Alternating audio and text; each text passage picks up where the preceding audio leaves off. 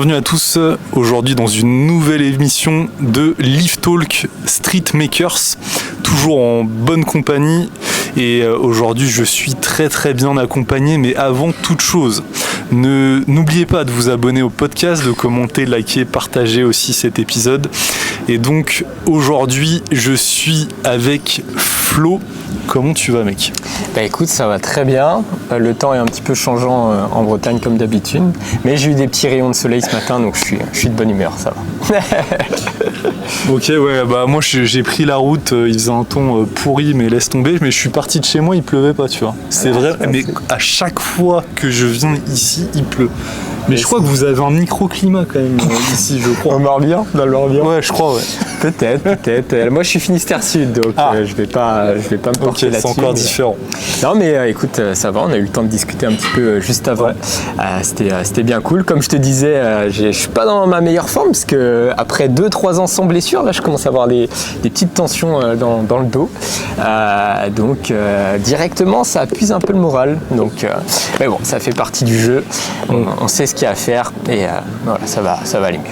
On va en rediscuter de toute façon. Donc toi Flo, si je peux faire ta présentation et peut-être tu complèteras un peu plus après. Donc Flo, t'es un pionnier du street en France quand même, faut le dire. Moi à titre perso, j'ai en partie découvert le street lifting et le street d'un point de vue général grâce à toi, tes vidéos. Je me rappelle vachement de tes vidéos dans ton jardin chez tes parents. C'était vraiment la belle époque ce truc. La première fois qu'on s'est croisés en réel, c'était une compétition à Billy's Factory à Rennes, tu sais, dans une salle de CrossFit. T'avais organisé une compète. Ouais, j'avais fait la compète. Non, CrossFit Tony Baby. Ouais, voilà, c'est ça, ouais. Mais non. Si. Mais j'ai fait cette compète. Ouais, t'avais fait les max reps? Ouais, j'avais fait les max reps en traction et en dips. Ok. Et mais je me doutais que mais j'ai beaucoup changé aussi entre temps, donc c'est pour ça. Okay. Et donc ça, c'était la première fois que je te voyais et que je faisais une compète, c'était en 2022, un truc comme ça, je crois. 2000, attends. Peut-être 2021. C'était dans le cadre d'un de mes projets STAPS. On devait faire un événement professionnel et je me suis dit, let's go organiser une compétition. Et en vrai, c'était trop une bonne expérience parce que tu dois faire tout. En fait, on se rend jamais compte de tout le travail que ça demande d'organiser une compète, mais tu dois organiser le planning, tu dois organiser la com, etc. Et c'était génial et ça me fait trop plaisir que je savais pas du tout que tu étais là. Faudrait que je retrouve des vidéos. Ouais. Et il y avait Max qui était speaker. Ouais, c'est ça. Je crois même qu'il y avait Yora qui est Julien qui était là. Je sais pas si c'était PRZ, je crois. Ouais, c'est ça. Ouais. C'était son frère, PRZ. Ouais, c'est ça. Il y avait des mecs qui maintenant on voit un petit peu moins, mais qui avaient un niveau de fou furieux. Ouais, c'était chouette. Il y avait Bastien, je crois, peut-être qui était là. Et c'est bon, j'ai la date, c'était 2020 parce que 2020. Ouais, je gagne en 2019 en Italie et du coup je me dis mais ce format de battle il est incroyable en fait. C'était la première fois qu'il y avait les battles dans le monde et moi je savais même pas trop ce que c'était non plus avant. Ouais. Et du coup j'ai gagné cette compète en Italie et à l'époque c'était Max qui avait dit ça, c'était un peu les championnats du monde parce que c'était la première fois que tous les mecs de l'endurance se réunissaient et c'était fou. Et du coup quand j'ai eu cette opportunité d'organiser un format comme ça pour STAPS, je me suis dit go essayer d'emmener les battles en France et ça avait bien fonctionné. Mais le truc où je trouve qui était cool pour cette compète, c'était qu'on avait mixé battle avec les max reps. Parce que max reps c'est bien, c'est accessible et puis les battles c'était un peu plus pour l'élite, pour le show et c'était trop cool. Donc voilà. Donc 2020 les battles, ça date putain. Ouais, putain, ça nous rajeunit pas tout ça. Et donc justement, alors je crois que c'est 2022 où tu bifurques un tout petit peu vers la force, tu fais les championnats du monde en Allemagne. Ouais, c'est ça. On te retrouve l'année suivante, je crois, au championnat de France en 2023, si je me trompe pas. Et c'est là que ta carrière en street lifting s'achève. Il faut que j'explique pourquoi je suis allé faire ça. Déjà, moi je viens de la prépa physique. On m'a beaucoup mis l'étiquette endurance, mais de base, moi ce que je kiffe, c'est développer les qualités physiques de n'importe quel sportif. et partout. Donc la force, l'endurance, l'agilité, la vitesse, l'explosivité, tout. Puisque pour moi, de toute façon, pour devenir plus endurant, il faut développer ces qualités physiques-là. Et du coup, en fait, juste après, quand il y a eu la fameuse pandémie, il n'y avait plus du tout de compétition. Moi, j'étais en pleine bourre. 2019, je gagne. Je me dis, putain, il va y avoir encore une année de fou en Italie. Je me prépare comme un fou. Et boum, il y a cette pandémie. Du coup, pas de compétition pendant 1 ou 2 ans. Et c'est là qu'il y a eu Final Rep qui est arrivé. Ils sont sortis. Je pense que la pandémie les a aidés aussi à structurer leur vision et se dire, putain, on fonce là-dedans. Et du coup, moi, je me suis dit, oui, la force, ça fait partie de ce que je pratique tous les jours. Pourquoi pas y aller, ouais. Donc, et cool. Justement, est-ce que tu peux nous rappeler tes meilleurs perfs que tu as fait en streetlifting? En compète ou à l'entraînement? Les deux. Ouais. Du coup, compétition, ma première vraie compète de force, non, la vraie première pour moi, c'est All Bars Game. Je sais pas si tu sais, c'est en 2019, juste avant l'Italie, et c'était la première fois que on avait, en tout cas pour ma part, des 1RM dans nos compétitions. Et il y avait muscle up, traction et dips, et j'avais fait 20 kg je crois en muscle up, traction 75 il me semble, et dips 105 je crois. Donc en 2019, donc j'avais 19 ans, tu vois. Donc j'ai pas tant que ça progressé. C'est ça qui fait mal. Mais il n'y avait pas de squat, je crois. C'était en endurance. Il y avait max rep à 80 kg. En squat. Ouais. Okay. Donc ça c'était chouette. Et du coup il y avait ça, et après du coup Final Rep, là c'était vraiment une compète style un peu comme le format powerlifting, où là c'était du 1RM. Et là j'ai sorti quoi? J'ai sorti 30 en ému, ça j'étais très content. Traction 80, j'ai réussi à la poser, là j'étais bien fort. Dips, toujours un peu ma bête noire, c'est que je progresse très vite. À 19 ans j'avais 105 kg mais je me blesse très rapidement. Ouais. Et du coup j'étais blessé, du coup j'ai réussi à sortir que 105, mais je visais un 115 pour le podium. Et squat je crois 160, un truc comme ça, dès que tu t'équipes, que voilà, j'ai réussi. En vrai, moi ma théorie, tu me confirmeras, mais moi c'est dès que tu passes en barre basse et tu t'équipes, tu gagnes 20 kg. Moi ça m'a fait ça. Ouais, c'est quasiment ça, et peut-être encore plus maintenant avec les genouillères rigides qui n'étaient pas trop présentes à ton époque. Non. Mais à ton époque.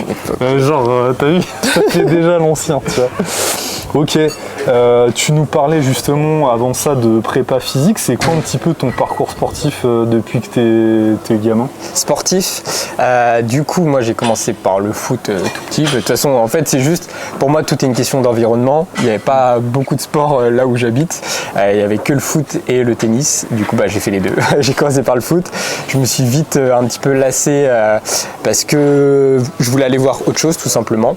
Et j'ai découvert le tennis, et là j'ai accroché parce que j'ai vu que le tennis ça demandait beaucoup plus de discipline, beaucoup plus de rigueur, parce qu'en fait tu es tout seul. Si physiquement et mentalement t'es pas là le jour J, tu fais un match pas top. Du coup ça m'a plu. J'ai initié mon père au tennis, c'était cool, on avait une petite aventure commune, et voilà. Et après je me suis dit qu'est-ce que je vais faire de ma vie? Je sais que je veux travailler dans le sport, dans quoi je sais pas, mais dans le sport ça c'est sûr. Et du coup voilà, après j'ai fait STAPS etc, et j'ai pu toucher un peu tous les sports. Je suis pas le mec qui apprend le plus vite sur les sports, je suis pas toi, mais en tout cas je suis passionné par le sport. Ouais carrément. Donc là tu nous as dit justement ton parcours sportif plus jeune. Justement, est-ce que tu peux faire un petit récap aussi de ton palmarès en endu qui reste ta discipline phare? Ouais, après comme je te dis, moi c'est vraiment mon palmarès complet, parce que endu c'est juste et ça fait que 2 ans que j'ai réussi un peu à sortir de ça, parce qu'en fait 2019 après moi j'ai eu une chance de fou, parce que j'ai fait la perf qu'il fallait au bon moment. Tout le monde était réuni, c'était la première fois, et il faut bien un gagnant, et pour une fois c'était moi. Ça c'était quel événement d'ailleurs? 2019, Burning Gate. Voilà, c'est ça. Burning Gate, et c'était ce qu'on appelait Endurance Legend. Et en fait c'est très difficile parce qu'on est 16, les 16 meilleurs là, vraiment c'était les 16 meilleurs de la planète. Et en fait ce qui est très dur, c'est que c'est élimination directe. Donc moi j'avais un gros stress, parce que le premier format c'est des max reps, et il y avait un peu du streetlifting, parce que le max rep moi j'ai eu à 10 kg en traction. Bon, c'était pas de la force, mais c'était quand même lesté, et je savais que sur ça je pouvais vite me faire éliminer. J'ai réussi à passer ce premier tour, et après je sais que sur les battles ça allait faire.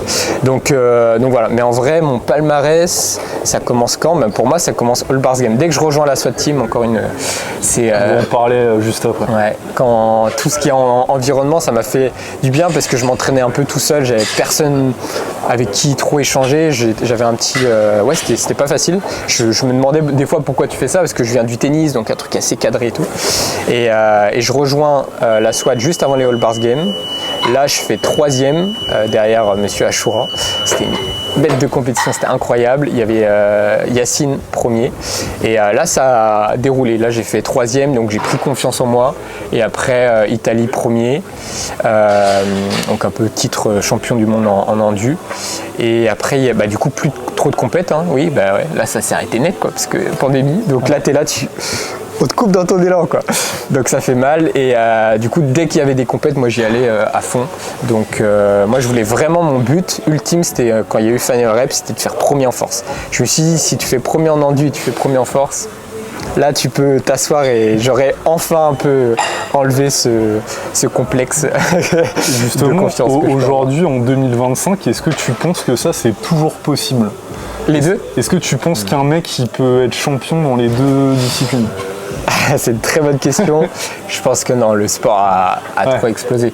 C'est pour ça, moi je crois que je l'avais dit dans le documentaire, j'ai dit c'est la seule année que je peux le faire. Parce que c'était le premier Final Rep, c'était la seule année. Et normalement, il faudrait que je revoie, mais si je passe 115, je crois qu'il y a un monde où je suis pas loin d'Achoura, il faudrait que je regarde, mais je crois qu'il avait fait une super compète aussi.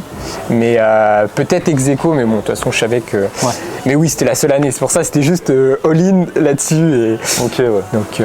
Donc voilà, et après, pas mal de compètes en Angleterre. Dès qu'il y en avait, j'avais même chauffé les mecs de la force, du coup, les Théo, les Aubin, à venir avec moi en endurance. D'ailleurs, Aubin, il avait bien craché ses poumons, c'était marrant. Et ouais, du coup, je gagnais à chaque fois en Angleterre. Il y avait un bon niveau, c'était pas le niveau non plus international, il n'y avait pas les meilleurs des meilleurs, c'était comme plus entre anglais et français, mais c'était des bonnes... De toute façon, une compète, tout peut se passer, donc on prend ce qu'il y a à prendre. T'as fait des championnats de France aussi, pas mal j'ai pas de titre de champion de France, non, c'est Alexis qui me les a tous pris. Donc battle, j'ai juste fait vice-champion du coup l'année dernière. Et du coup, j'aimerais bien gagner quand même. Mais voilà, et par contre FIBO, donc maintenant la compète qui est la plus grosse actuellement, là je fais 3e. Mais voilà, pareil, tu vois, tu posais la question, est-ce tu peux être bon en street lifting, enfin être premier en street lifting et en endu. Nous c'est pareil, en fait dans l'endu, tu as plein de différents formats en fait, tu vois. Et championnat de France, c'est quand même beaucoup endurance de force, tu vois, c'est des charges à 40, 60, je suis bon, mais je sais que je suis pas le meilleur. Alors que normalement, en vitesse, poids de corps, je suis meilleur, mais voilà. Ok.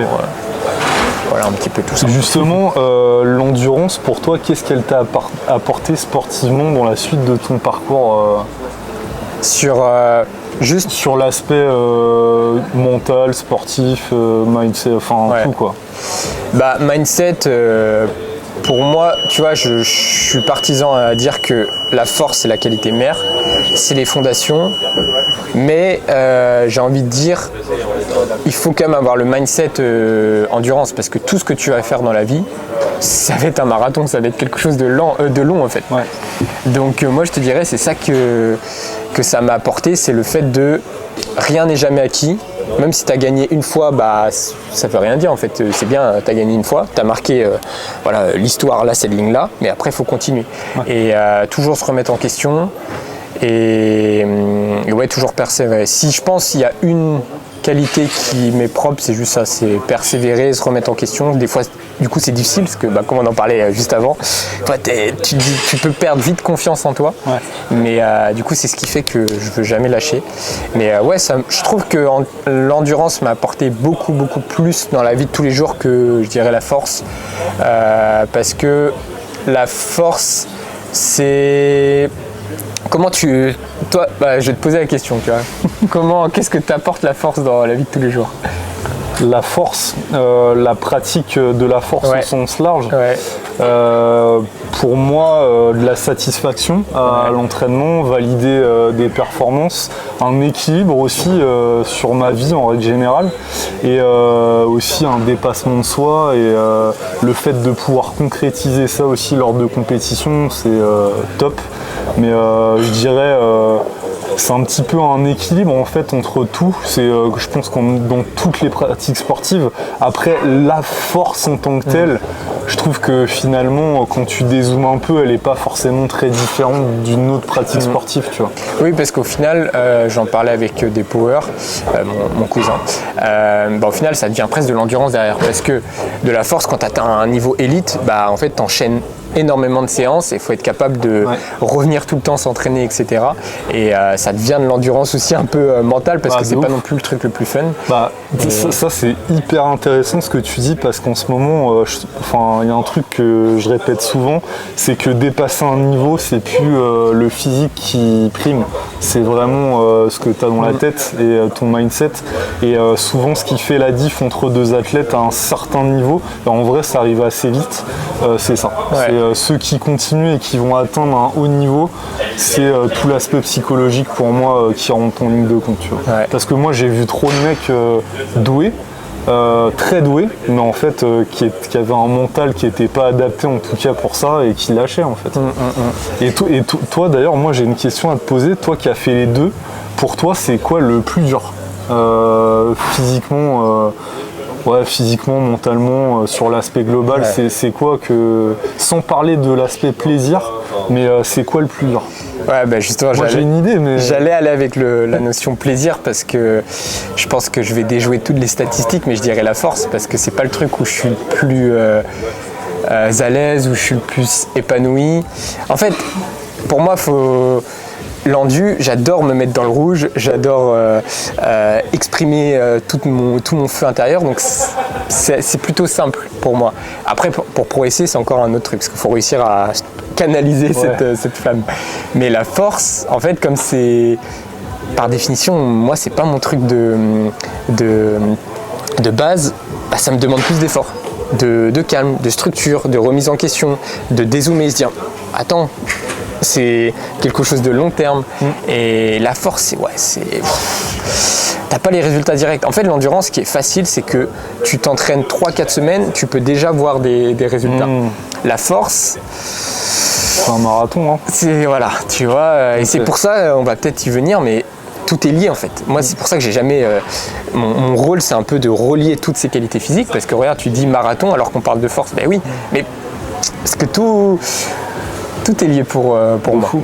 Et tu vois, nous, je parle peut-être pour la communauté, mais on s'accorde souvent à dire, d'un point de vue extérieur, que l'endurance, ça paraît quand même plus dur que la force. Tu vois, genre au niveau de la durée des entraînements, de la fréquence des entraînements, de l'effort en tant que tel, c'est des efforts qui sont longs à tenir, on va dire. Donc il y a un gros aspect psychologique. T'es aussi souvent en extérieur, donc même pendant la compétition en tant que telle, t'es pas dans une salle climatisée et tout. Donc pour nous, d'un point de vue extérieur, ça paraît beaucoup plus dur que ce qu'on fait. Tu vois, moi c'est pour ça que je suis partisan que la qualité c'est la qualité mère, la force c'est la qualité mère, parce qu'en fait, par exemple sur un format battle, 12 minutes, avec des squats à 80, des tractions à 40, des dips à 60, des muscle-up à 15. En fait, moi, j'ai testé beaucoup de choses. J'ai testé à faire beaucoup de spécificité, à me dire je vais répéter ces efforts au poids de corps, juste à 20 kg, juste à 30. Et en fait, j'ai l'impression que les fois où je suis le meilleur, c'est quand je suis le plus fort. Tu vois, parce que c'est logique. Si ma traction elle est à 80, tu me demandes de faire des tractions à 40, je suis plus à l'aise. Si j'ai développé toutes les qualités cardiovasculaires, les qualités d'endurance de force, etc., en fait, je vais me sentir plus à l'aise. Alors que, pareil en squat. En fait, il y a eu un monde où je faisais que des squats à 80, je me dis, oui, mais je suis dans le principe même de l'entraînement, la spécificité. Et en fait, tu arrives sur ton battle, si ton squat il est à 100, ton ARM, 80, c'est 80%, tu vois, c'est élevé. Et du coup, c'est ça j'ai revu un peu tout et enfin, j'ai trouvé la bonne chimie, on va dire, le bon dosage quoi, pour être fort, mais pas que ça influence négativement ma performance, mais positivement. Et ça, tu considérais que c'est propre à toi ou c'est un truc que tu retrouves chez pas mal d'athlètes? Pour moi, c'est pour tout le monde. En fait, c'est pour ça, en fait, l'endurance, pour moi, c'est presque la continuité de la force. En fait, c'est plus. Pour moi, vous avez des très bonnes bases si vous êtes fort. Après, vous venez sur un battle, c'est juste beaucoup de conditionnement mental, de dire ah oui, là c'est pas juste un effort de 10 secondes, c'est un effort de 8-10 minutes, mais prends le temps de souffler, prends le temps de prendre du plaisir, et en fait ça va le faire pour moi. On l'a vu, hein, de toute façon c'est pour ça que je voulais emmener Aubin aussi en Angleterre. On l'a vu que lui avec sa base de force, il a fait quelques semaines d'endurance et il était à l'aise, et c'est juste d'un point de vue respiration c'était limitant à ce niveau-là. J'ai une question moi qui me vient là. Est-ce que tu considères, alors je sais qu'il y a pas mal de trucs différents, de disciplines, de sous-disciplines dans l'endurance, c'est très large, mais par exemple en battle ou en 7 rep, qui est d'ailleurs un format qu'on voit un petit peu moins, je trouve, maintenant. Est-ce que tu considères qu'on a établi la méthodologie pour la progression, en fait, pour le coaching, quasiment à 100% à ce niveau-là, où il y a encore pas mal de trucs à Pour les battles ? Ouais. Ah ouais, non, on est loin. C'est pour ça que moi je vais beaucoup voir ce qui se fait dans le CrossFit, parce que c'est l'entraînement croisé, ils sont très très bons là-dessus. Et j'ai l'impression que beaucoup de gens font ce que je faisais avant, de la spécificité, c'est-à-dire ah bah j'ai un battle, je vais faire que ça. Mais non, en fait, et c'est ça ce que tu vois, je sais pas si tu m'avais posé la question, mais la force par contre ça m'a appris, je trouve, à encore mieux programmer. Parce qu'avant, je respectais juste des principes. C'était spécificité, progressivité. Donc ça marchait un temps, mais après, j'atteindais vite des plateaux, quoi. Et la force, ça m'a appris à, non, cycle un peu plus, va faire sois patient. Tu vois, moi, souvent, au bout de 2 semaines, je voulais envoyer. Non, sois patient, va faire ton ARM un peu plus tard, etc. En fait, dans l'endu, ça se construit un peu de la même manière. Mais voilà, moi, maintenant, je vais sur comment je programme, c'est plutôt tu as une base de force, ça c'est vraiment la qualité qu'il faut avoir, garder avec toi, que tu vas toujours travailler un petit peu sans que ça t'influence négativement. Il ne faut pas s'enfermer là-dedans, parce qu'il faut un minimum, c'est ça. Ça rien vous êtes dans des extrêmes, vous voulez performer en force. Nous, il nous faut un minimum. Et après, tu mets un peu d'endurance de force et un peu d'endurance. Et enfin, là, je trouve, j'ai enfin trouvé la recette, et ça commence à être pas mal. Ok. Justement, on parlait tout à l'heure du street lifting. Comment, alors tu t'as répondu en partie, tu disais c'était le moment ou jamais en gros de faire une compète là-dedans. Est-ce qu'il y a un truc qui t'a poussé à aller à ce moment-là vers le street lifting ? Ouais, c'est la volonté d'apprendre, la volonté de sortir de ma zone de confort. Et je pense qu'à ce moment-là, il y avait peut-être une part d'ego aussi à me dire je peux faire les deux. Parce que j'ai toujours voulu, en fait, je crois que j'ai toujours eu cette mentalité de jamais m'enfermer dans un truc. Et même quand j'étais en STAPS, c'était pareil, c'est de me dire, mais arrêtez de me dire que je peux pas être bon en force et être bon en endurance. Et il n'y a que le terrain pour essayer de le prouver. Donc c'était un peu cette volonté-là. Mais c'était quoi ta question du coup ? Qu'est-ce qui t'a poussé à ce moment-là à aller vers le street lifting ? Ouais, t'as répondu. Cette volonté à aller voir autre chose. Et puis surtout, je voulais pas à ce moment-là, je voulais tester aussi mes connaissances sur la force. Tu vois. J'ai besoin à chaque fois d'avoir un objectif. Parce que je suis aussi coach à côté. Je me dis, putain, est-ce que tu peux atteindre un pic de forme à cette compète.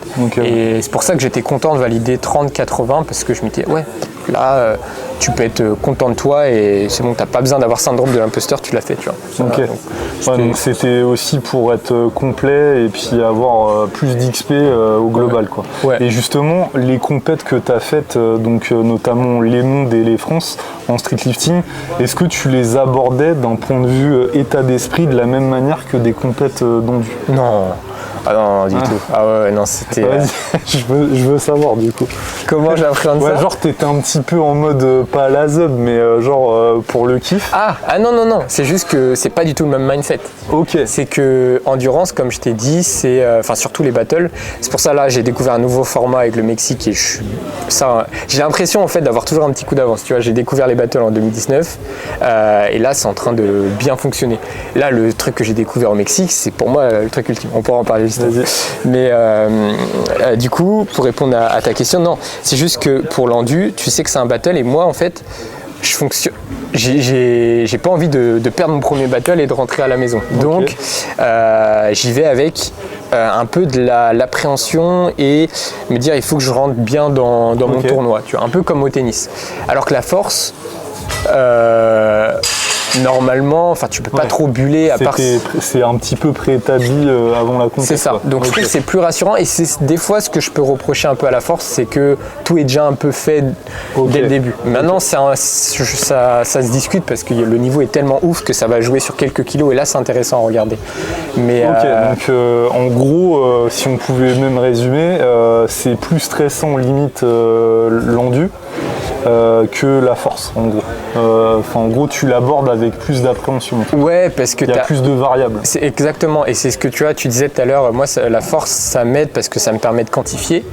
L'endu, j'avoue que tu as moins ça, surtout les battles. En fait, tu sais jamais trop ton niveau et c'est pour ça que j'attends toujours les compètes pour pouvoir un peu tester ce que tu as fait. Et c'est pour ça qu'il peut y avoir des gros bouleversements parce que ça se trouve ce que tu as fait depuis plusieurs mois, bah en fait c'était pas très spécifique. Donc voilà. Ouais, j'ai ma réponse.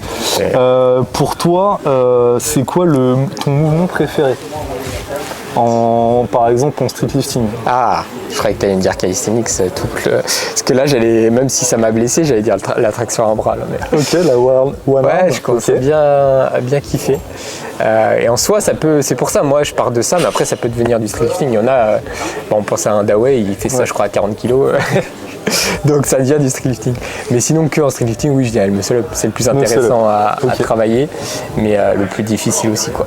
Ok. C'est quoi ton plus beau souvenir en compétition? Là je suis partagé parce que vraiment ce que j'ai vécu au Mexique, c'est ce que je me doutais que tu allais dire ça. Mais j'aurais pas fait la compète, j'aurais dit bien sûr 2019. Ok.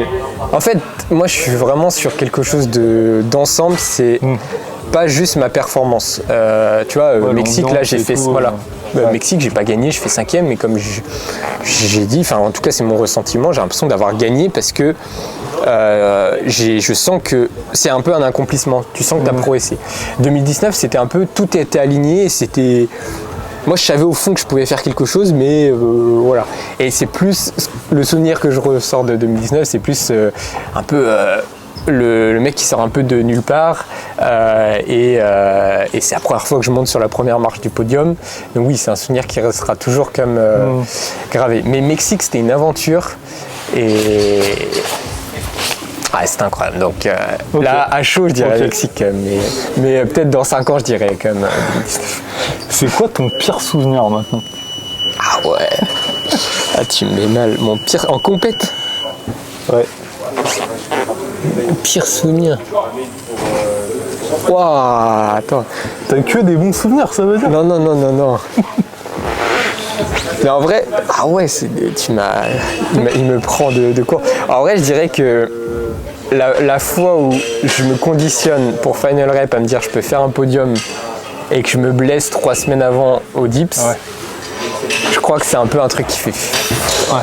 En plus, à ce moment-là, tu documentais vachement sur YouTube, je crois. J'essayais, j'essayais. Ok. Et donc, petite élongation. Donc, je savais que, ça fait. Voilà. Okay. Donc, c'est pas le moment T, mais je dirais ça. Et l'autre mauvais souvenir, je crois que c'est quand même championnat de France. Donc, c'était à la FNSL. Je sais pas, l'ambiance a été. Tu sais, c'était à Honner-Courneuve, c'était resserré. Moi, je m'en rappelle. Je me rappelle de toi. Genre, j'étais allé au j'étais allé au chiottes et je t'avais croisé, tu sais, dans la partie muscu. T'étais tout seul, genre à l'étage là, il y a une sorte de mezzanine, et t'es assis. Et je me suis dit, oula, il y a un truc qui va pas. Enfin, je le voyais en fait, qu'il y avait un truc qui allait pas, tu vois. Tu l'as très bien senti, j'avais fait une très mauvaise nuit. Et du coup, je sais pas, j'avais pas du tout de pic de forme le jour J. C'est atroce en force parce que tu te prépares pour ça. Mais je pense que c'était l'enchaînement des deux, c'était horrible. Et du coup, en fait, je suis arrivé avec 20% d'énergie alors que ça m'arrive jamais. Il y en a, ils arrivent à faire ça. Je sais qu'Ashura, il dort jamais avant une compète. Moi, j'ai besoin surtout pour la force, j'ai besoin que mon nerveux soit au top, quoi. Et du coup, c'était très spécial à gérer. Okay. Je savais que j'avais pas fait une très bonne compète.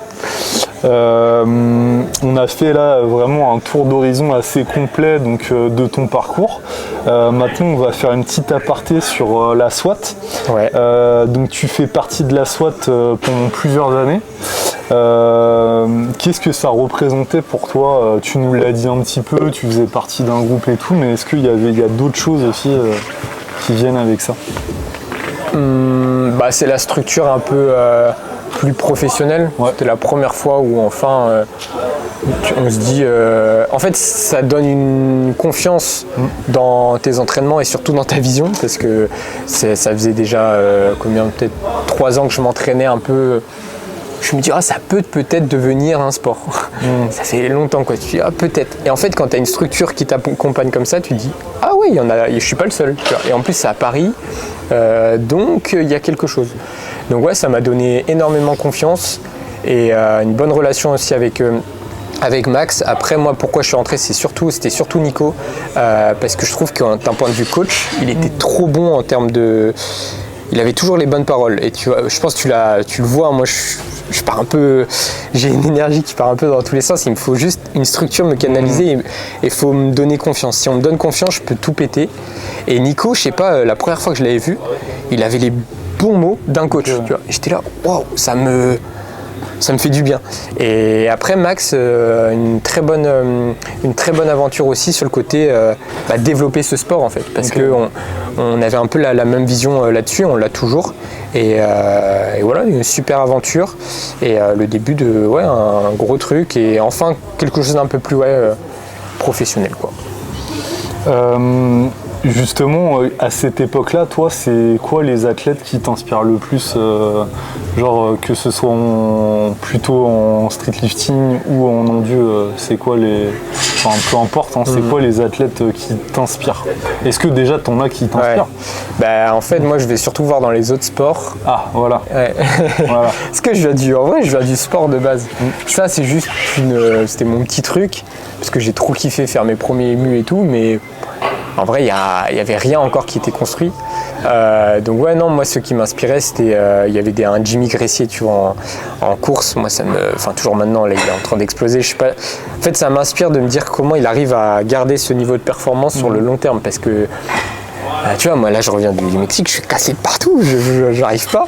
Et lui, il fait que performer, j'aime bien son mindset.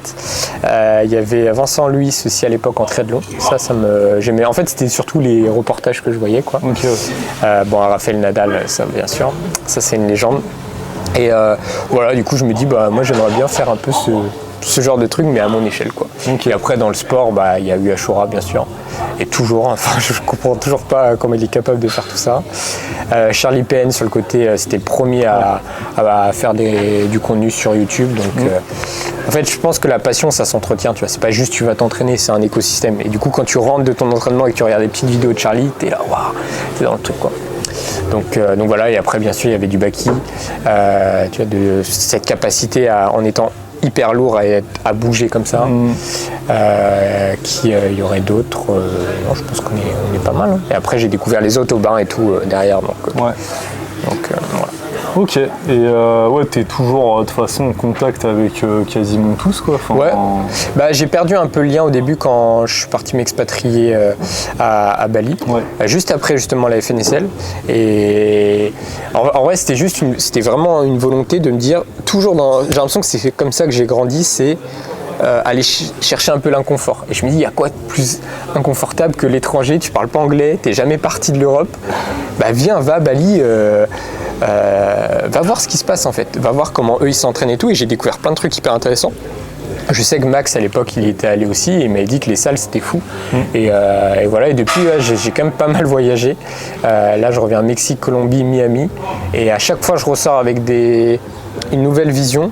Et voilà, mais c'est pas pour autant que je pars en fait. Je suis bien ici quand même. Et surtout le plus important c'est les gens. Tu vois, c'est les Français.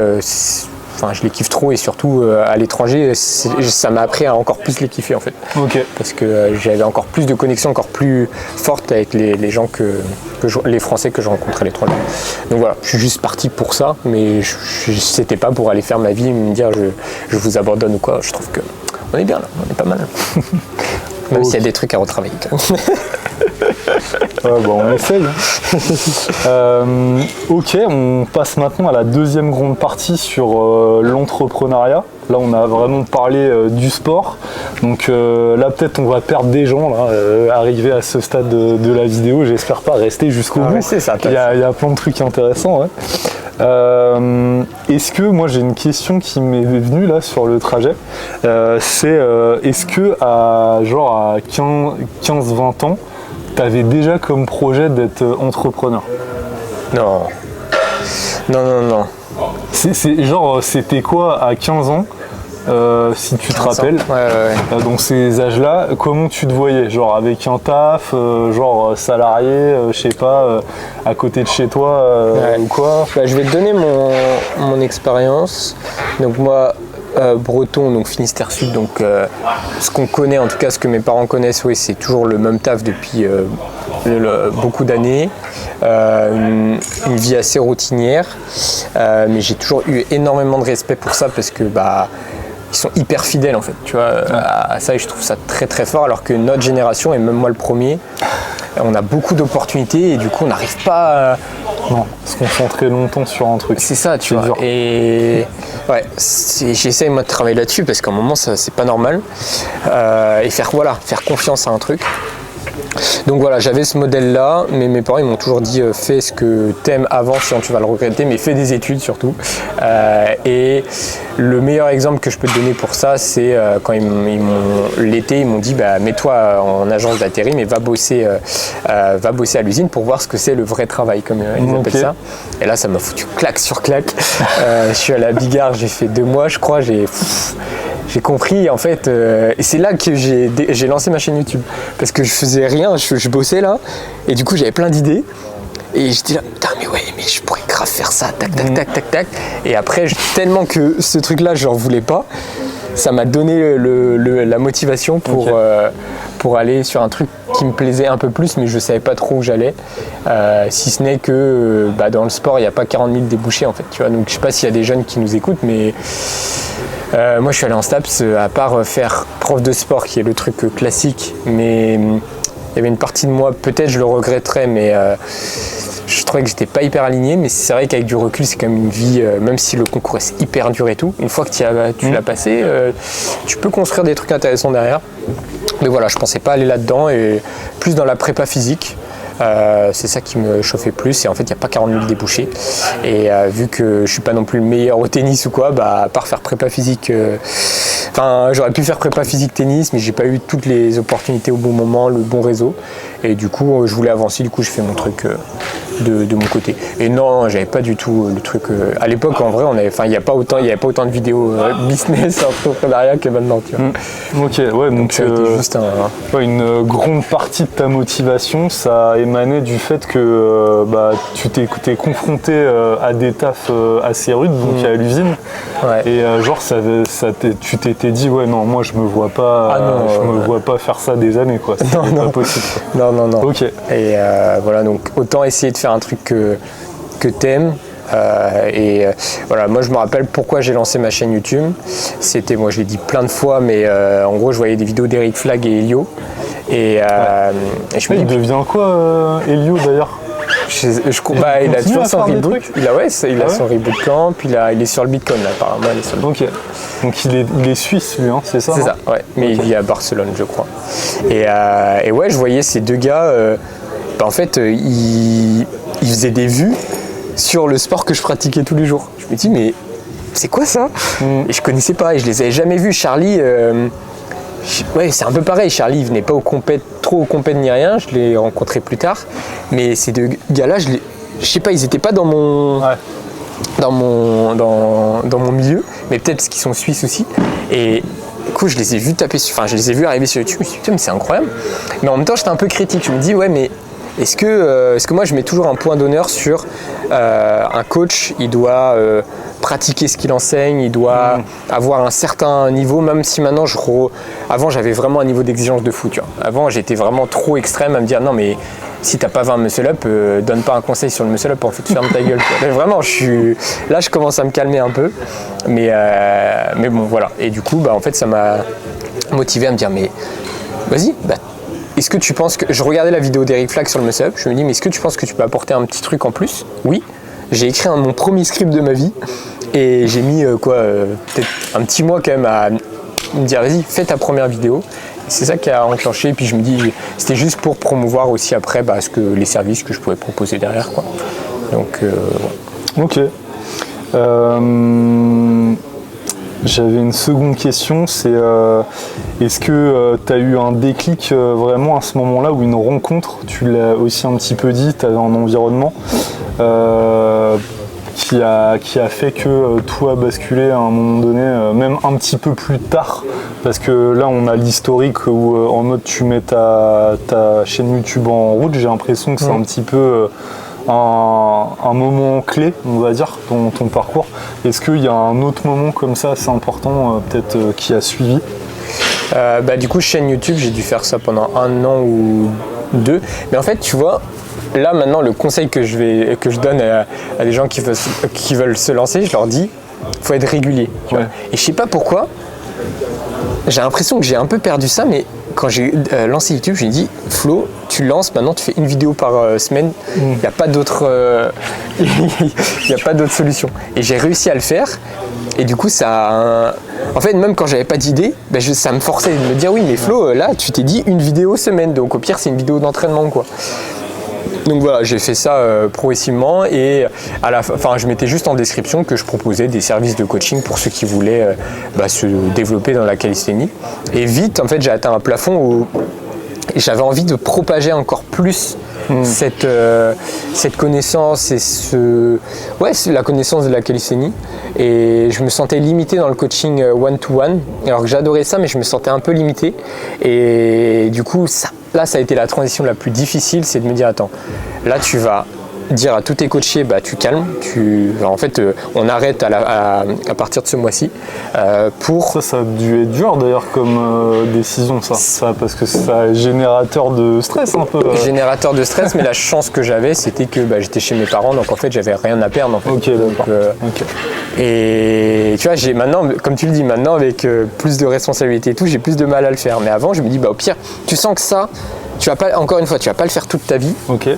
Donc est-ce qu'il n'y a pas un truc, il y avait un truc en moi qui me dit putain, là j'ai envie de proposer une formation, un truc je vais mettre toutes mes connaissances dans un truc et ça va pouvoir parler à plein de personnes. Okay. Donc qu'est-ce qui te manque? C'est du temps, de l'énergie, c'est tout. Retrouve ce temps, retrouve de l'énergie et ouais, durant l'été je me suis enfermé, j'ai fait que ça et en fait ouais, c'était un peu le début vraiment de l'entrepreneuriat et ouais, c'était... Et qu'est-ce que justement tu ponds à l'issue de tout ce temps-là dans ta caverne à bosser? Dans ma caverne. Les programmes endurance, ouais, les programmes endurance.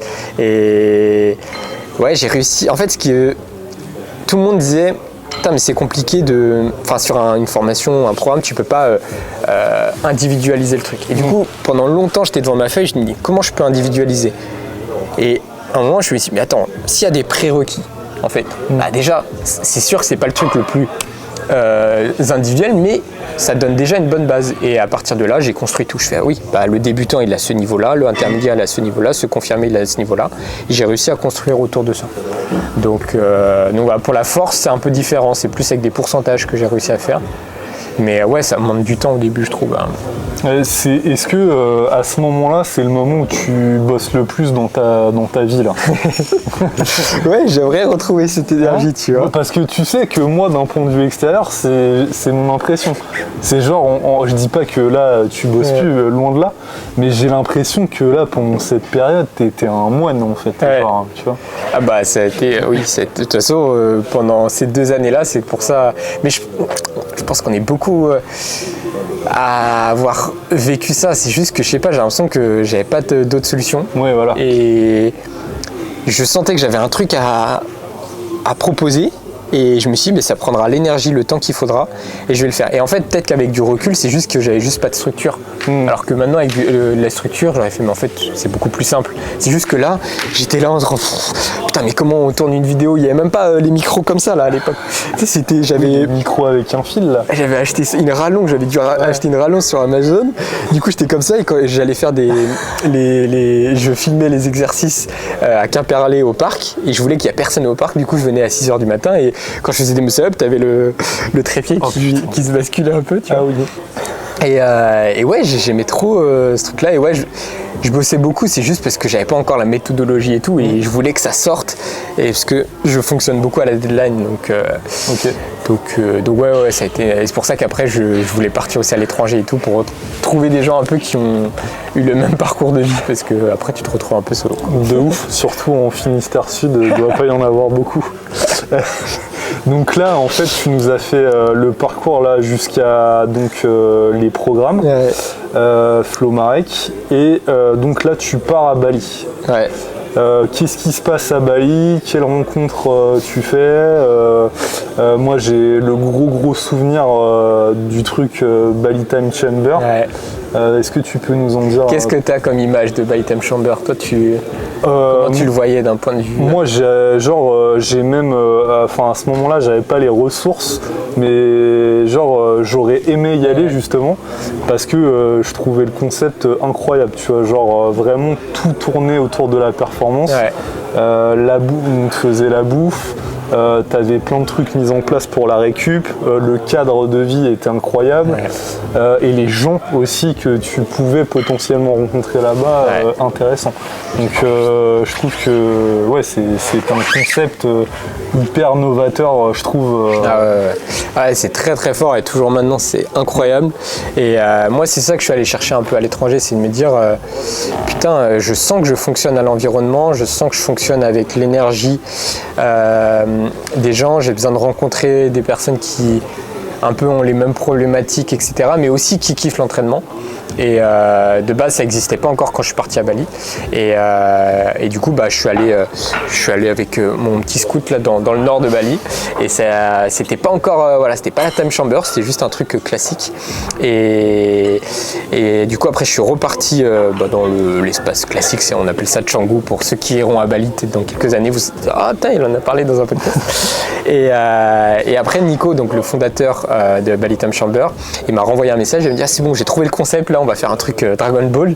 Ça m'a trop chauffé, et je me rappelle, j'avais mis une story en mode je pars comme dans Dragon Ball Z, quoi. Je m'étais matrixé en mode là vous me verrez plus, vous me reverrez plus, mais en mode vraiment dans le physique, parce qu'il y en a des fois ils se racontent ça en ligne, et là c'était vraiment physiquement, et du coup j'avais motivé Ludo, Baki à nous rejoindre aussi. Et on s'était créé un crew de fou. Il y avait pas mal de Français sur la première édition. Et à l'époque, c'était juste des mois en fait. Et là, c'était un mois vraiment comme ça, où ça changeait pas. C'était les mêmes personnes qui étaient là pendant un mois. Et expérience incroyable. Et de l'entraînement, de l'entrepreneuriat aussi, parce que du coup, en fait, faut bien. Quand tu mets des hommes entre eux, souvent ça parle de ça, quoi. Et après ça dépend, mais en tout cas ça a parlé de ça. En partie. De comment on s'entraîne. En fait, pour moi l'entrepreneuriat, je le vois juste comme du sport de haut niveau, tu vois. Quand on va parler de sport, on va dire maintenant tu as 100 kg en dips, comment tu vas faire pour faire 105, 110 un peu l'entrepreneuriat, on va pas se mentir, c'est un peu la même chose, tu vois. Ouais. Tu as fait 5 000 € de chiffre d'affaires, c'est quoi les process pour faire un peu plus, tu vois. Et voilà, après chacun trouve son équilibre. Et en fait, tu vois, maintenant, à 25 ans, je suis encore jeune, mais j'ai l'impression, là j'ai envie. En fait, si tu veux faire champion du monde, ça demande énormément de sacrifices, énormément d'efforts. Si tu veux faire 100 000 € par mois, c'est pareil en fait, ça demande énormément de sacrifices, énormément d'efforts. Et là, peut-être que ça changera, mais je suis revenu à un truc en mode, j'ai envie d'un truc un peu plus calme, tu vois. C'est con, pourtant je suis encore jeune, mais je sais pas, il y a des trucs, j'ai l'impression que le truc le plus important actuellement, c'est que je veux juste être heureux. Et des fois, aller dans le toujours plus, ça me rend pas forcément heureux en fait, tu vois. Je croyais que si. Et Ouais, des fois je suis pas très... J'ai perdu un peu ce truc, mais juste parce que je suis allé le voir, je suis allé le découvrir. Okay, et c'est ça que j'encourage tous les gens à le faire. C'est, en tout cas, faut pas se mentir à soi-même. Si tu veux être champion, il faut mettre les efforts en face. Tu vois. Et ça, on se rend pas compte, mais ça demande beaucoup. Et pareil dans l'entrepreneuriat. Donc voilà, ça m'a appris ça. J'étais un peu dans cette volonté de, ouais, comme sportif de haut niveau, vas-y, je vais faire champion là-dedans, tu vois. Et en fait, je suis revenu, c'est pour ça que je reviens aussi en France et tout, me dire, mais au final, les trucs les plus importants, c'est la famille, c'est l'entourage, c'est les potes et juste être heureux. Et bah, j'ai écouté un petit extrait d'un podcast de Rudy Koya ce matin. Et il disait le truc de la bonne journée, quoi. Faire une bonne journée. Et des fois, je l'oublie, ce truc-là, il est trop important. Il faut que je le repartage, tiens. Et je pense aussi que tu as réussi à déterminer ce qui te convenait et ce qui ne te convenait pas, parce qu'en laps de temps assez court, tu as testé quand même pas mal de choses. Tu as eu plein d'expériences qui potentiellement chez quelqu'un d'autre, s'il l'aurait vécu en 10-15 ans, peut-être un truc comme ça, tu vois. C'est ça aussi, je pense, la particularité de ta génération. C'est que genre vous vivez à 300 à l'heure, tu vois, avec les réseaux et tout, alors qu'à l'ancienne, en fait, pourquoi ils avaient une stabilité aussi pépère que ça, mais parce que la vie, elle était beaucoup plus calme, quoi, tu vois. Et je pense que c'est ça aussi, tu veux revenir à... De toute façon, je pense que la vie, on recherche sans cesse, en fait, une stabilité. C'est la recherche de la stabilité ultime dans tous les trucs qui vont te rendre heureux, en forme, machin, bidule. Ouais, mais tu vois, quand tu as compris le concept d'antifragilité, de zone de confort, on va dire, pour faire simple, c'est que moi je sens que quand même c'est dans l'inconfort que je progresse, mais après il faut un temps pour... Ouais, faut doser, quoi. Pour surtout emmagasiner ça, parce que si tu es tout le temps dans le non-confort, c'est super, tu es tout le temps stimulé, je sens que je marche beaucoup à ça. Mais à un moment, tu vas où, tu vois. Tu vois, et voilà, donc je pense que c'est ça que... Mais tu vois, le rêve absolu, moi je te dis, mais je sais que c'est chaud, j'aimerais vraiment avoir une petite salle, tu vois. Le Mexique, ça m'a montré ça. Au Mexique, ils ont tous leur petite box de calisthenics, ça cartonne. Et il y a une partie de moi qui a un peu envie de ça, tu vois, mais... businessment parlant, c'est chaud, tu vois. Tu vois. Et tu fais des sacrifices, ça veut dire que tu vas peut-être plus pouvoir bouger comme tu peux bouger avec un business en ligne. Tu vois, il y a tous ces trucs-là. Je pense que pour toi, faudra attendre peut-être encore un peu. Ah bah super, il croit pas en ma salle. Si, mais peut-être c'est pas le bon moment encore, tu vois. Ok, on a parlé de plein de trucs. Bon, ça, on l'a dit, ça, je vais pas te poser cette question-là. Voilà, c'est ça, tiens, on en parlait tout à l'heure, c'est tes programmes, moi je vois encore des gens les utiliser. Comment t'expliques cette longévité au niveau de ce produit-là, en fait, qui est quand même assez incroyable. Comment c'est pas tombé dans l'oubli, ça, au bout d'un moment? Ah, là c'est intéressant, là on va parler entrepreneuriat.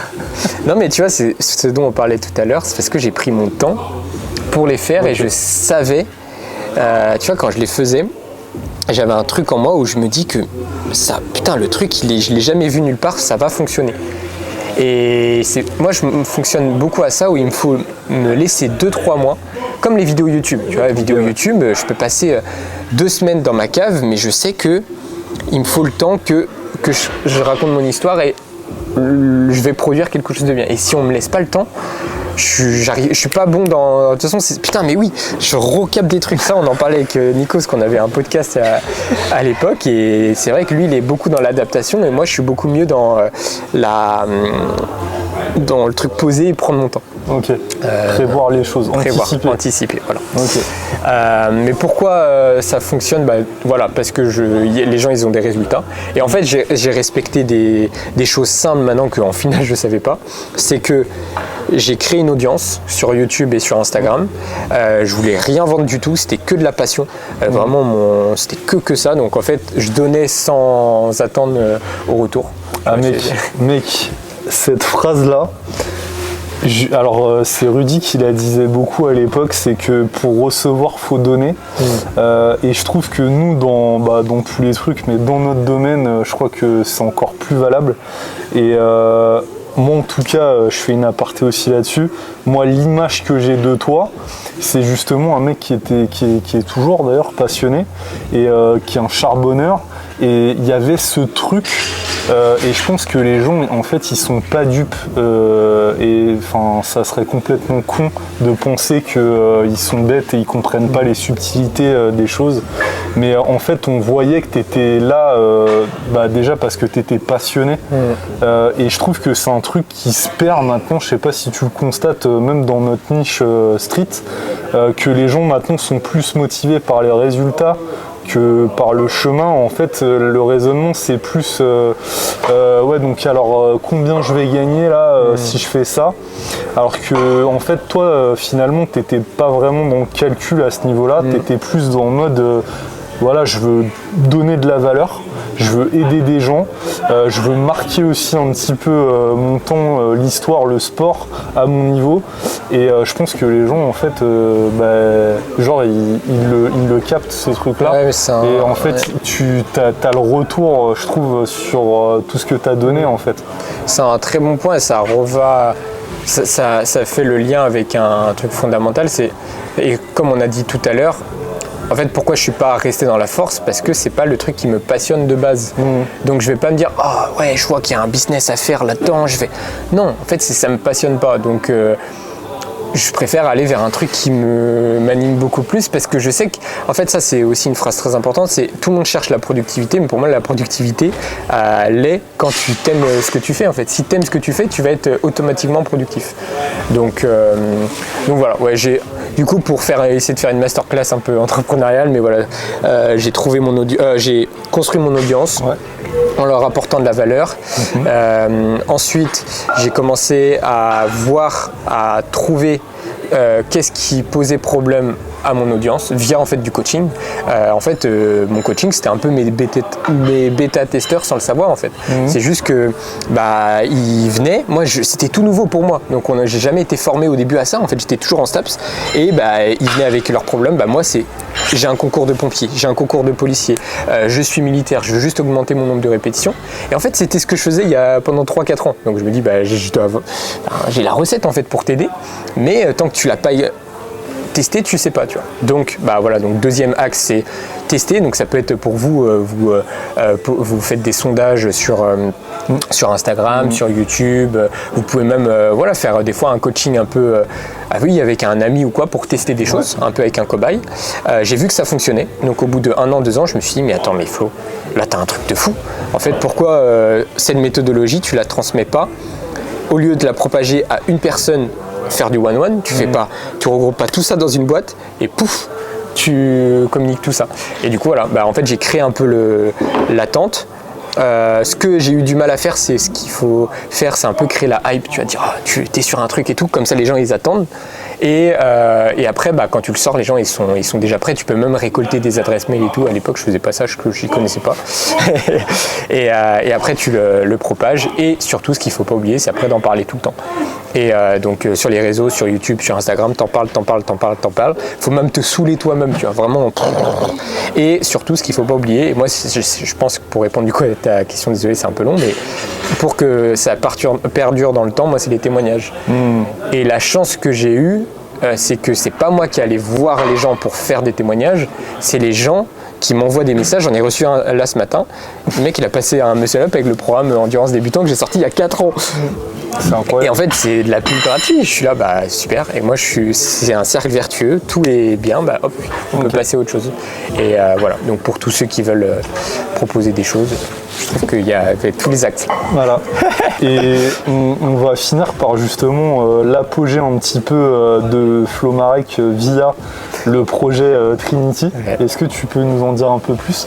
Ouais, c'est encore nouveau. On en parlait juste un peu avant. Moi, j'aime bien prendre mon temps, que tout soit bien canalisé, mais en tout cas, c'est une volonté d'unir toutes les qualités physiques, ça c'est sûr.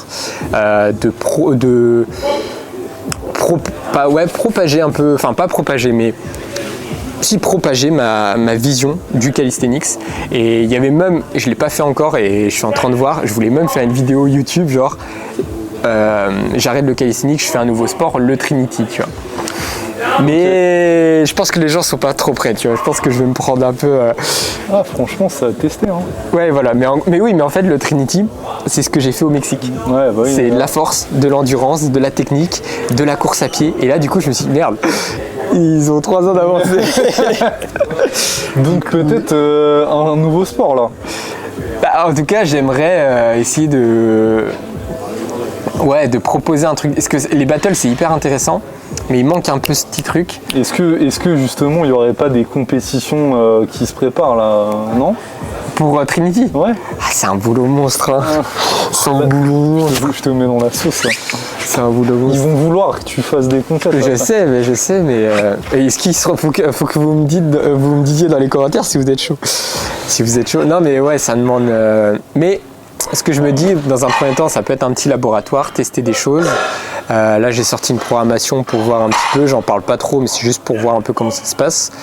Et voilà, mes volontés en tout cas d'unir tout et de montrer que c'est pas que de l'endurance, que de la force, mais un truc un peu plus global et que tout le monde en tout cas a sa place. Et voilà, et puis organiser un maximum d'événements physiques pour qu'on se retrouve et qu'on construise un truc. Parce qu'en fait, c'est juste dans l'action qu'on va avancer, quoi.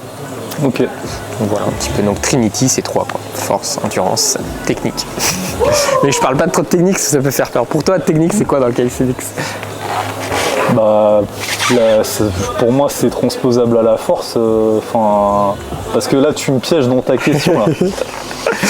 C'est pour voir si technique, c'est pas un peu trop flou pour les gens, tu vois. Bah, en tout cas, comme ça, dit comme ça, la technique, ça va être sur le mouvement, le positionnement, les erreurs à pas faire, etc. Pour moi, ça va plutôt être ça la technique, tu vois. Ouais. Mais toi, j'imagine, c'est encore plus large que ça, non? Non, bah tu vois, dans la force, t'as la force max, t'as l'explosivité. Tu pourrais presque même non, endurance de force, je le mets dans l'endurance quand même. Donc voilà, t'as toutes ces composantes là. Dans l'endurance, t'as tout pareil, bah voilà, l'endurance cardiovasculaire, donc ça va être la course, ça va être le vélo, toutes ces choses-là, l'endurance musculaire, et dans la technique, pour l'instant, moi je le vois en mode vraiment les mouvements purement techniques, quoi. Réussir un one-arm, réussir un handstand, réussir un pistol. Donc voilà, mais en soi, oui, ça peut être aussi dans la force. Mais voilà, un petit peu. Ok. C'est pour ça que je reste pour l'instant sur force endurance pour pas perdre les gens, c'est plus simple. Ok. La communication, c'est tout un art, faut pas être trop compliqué. Justement, bah Flo, où est-ce qu'on peut te trouver maintenant? Donc sur YouTube? Ah bah en Bretagne, là, ici, à Asgard. Là. À Asgard, donc physique, si vous voulez faire un entraînement avec Flo. Ah, je pars bientôt, malheureusement. Mais non, mais ouais, sur Insta et sur YouTube. Donc voilà, j'aimerais bien reprendre le podcast aussi, peut-être avec Igor, ce serait pas mal une fois que tout sera en place. Donc ça serait le même nom de podcast ou ça serait autre chose? Non, je l'ai déjà renommé, c'est Trinity Podcast. Ok. Et donc voilà, mais faut qu'on voit, mais j'aimerais bien reprendre ça, j'aime trop discuter comme ça. C'est génial. Ouais, tu kiffes aussi. Ah, moi j'adore, c'est mon format préféré, mais je pense que vous avez compris. Donc, et c'est le truc le moins compliqué aussi, hein, oui, aussi, parce qu'une vidéo YouTube, oh là là. Ouais, surtout quand on fait tout seul. C'est un autre sujet. Là, je commence à. Là, il y a une vidéo. Loupez pas, peut-être que quand le podcast sortira, il y a une vidéo avec les pompiers de Paris, mais ça demande du temps. Parce qu'il faut que je le renvoie au bureau de com là, de Paris. Ah ouais, pour qu'ils vérifient. Valide, etc. Ok. Mais voilà, et puis après, l'objectif c'est de faire un maximum de compétitions, donc pour vous voir aussi. Et voilà, sans attente. J'arrête de me mettre de la pression. Je veux juste kiffer. Ok. Un nouveau Flo. Bah, non, c'est le mec de toujours. Bah, merci beaucoup en tout cas Flo de ton temps, et puis c'était des discussions hyper intéressantes. J'espère que vous en avez appris un petit peu plus sur Flo, son parcours, l'entrepreneuriat. N'oubliez pas de vous abonner, de liker, commenter, de lâcher aussi 5 étoiles sur Spotify. Et nous on se retrouve la semaine prochaine pour un nouvel épisode. Salut, ciao. Salut les gars et les filles. Et les filles, très important.